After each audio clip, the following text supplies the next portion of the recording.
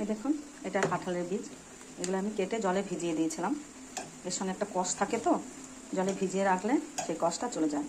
বেশ কিছুক্ষণ আমি জলে ভিজিয়ে রেখেছিলাম, ধুয়েই রেখেছিলাম। আমি জল বসিয়ে দিচ্ছি, এই জলে সেদ্ধ করে নেব। আজ করব কাঁঠালের বীজ দিয়ে দারুণ একটা রেসিপি। দিয়ে দেবো অল্প করে নুন। নুন দিলে তাড়াতাড়ি এটা ভালো সেদ্ধ হবে। কাঁঠালের বীজটা আমার সেদ্ধ হয়ে গেছে। দেখুন, এটা আমি নামিয়ে নিয়েছি। এটা জল দিয়ে একটু ধুয়ে নিলাম একবার। 10 থেকে 15 মিনিটের মতো সেদ্ধ করে নিলেই হয়। এখন দিয়ে দেবো কড়াইতে তেল। দিয়ে দেবো অল্প করে পেঁয়াজ। এই যে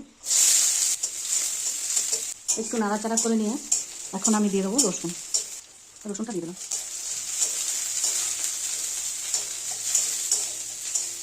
এটা একটু ভাজা ভাজা করে নেবো। 2-3টে শুকনো লঙ্কা দিয়ে দেবো, আর দিয়ে দেবো 2টো কাঁচা লঙ্কা।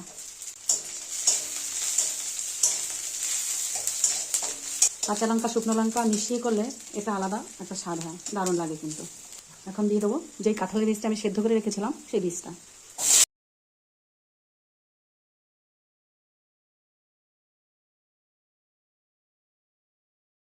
আপনারা কে কে কাঁঠাল খেতে ভালোবাসেন আর কে কে কাঁঠালের বীজ খেতে ভালোবাসেন সেটা একটু আমাকে বলবেন।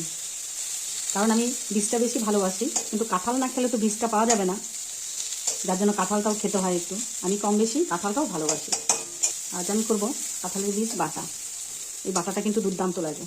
এখন আমি দিয়ে দেবো অল্প করে ধনে পাতা। আমি এখন এটা নামিয়ে নেব, নামিয়ে শিলনোড়ায় বেটে নেব।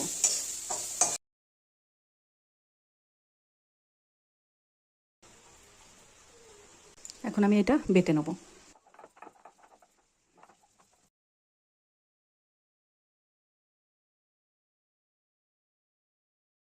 দেখুন, আমার বাটা হয়ে গেছে। এখন আমি দিয়ে দেবো একটু সর্ষের তেল। এই বাটাটা কিন্তু দুর্দান্ত লাগে, একবার করে খেয়েই দেখবেন, অসাধারণ।